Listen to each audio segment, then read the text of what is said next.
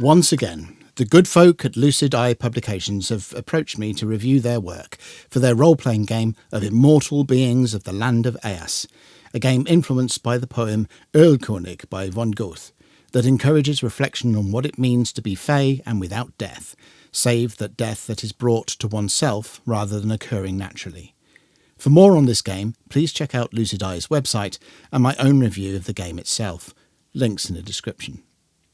In this short series of videos, I shall be exploring further books from the Elfking line.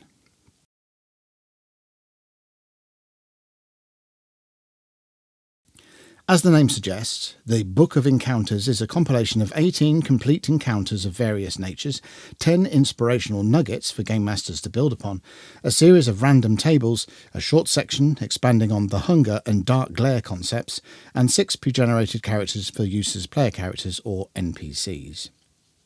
The encounters each comprise a short description of a situation that can be slotted into regular play at an opportune moment. Not all are mapped, but not all need to be mapped. Where present, the maps are relevant and clear.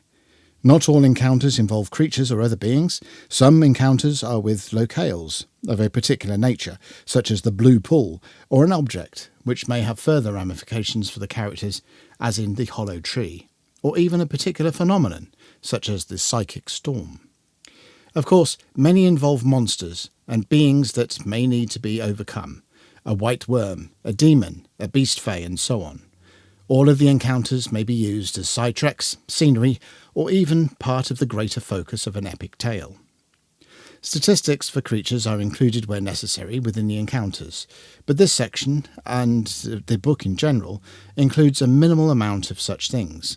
This makes them accessible not only for the Elfking game, but also for use with other fantasy games.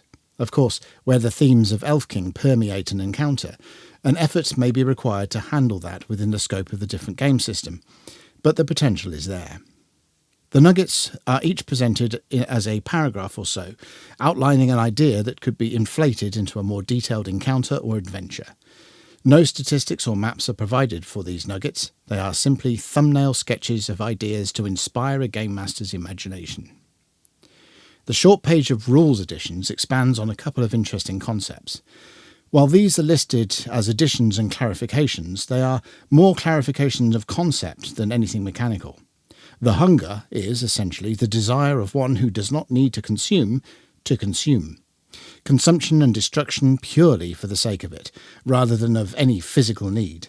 The peril here is one of addiction, where desire to consume becomes incessant craving, ultimately damning the individual. Dark glare is the second addition, being an infernal parallel to glare and a measure of the deepening of an individual's infernal pact. Accrual of dark glare as opposed to glare leads a character away from that which is acceptable to fey society, providing opportunities to explore paths of tragedy and downfall.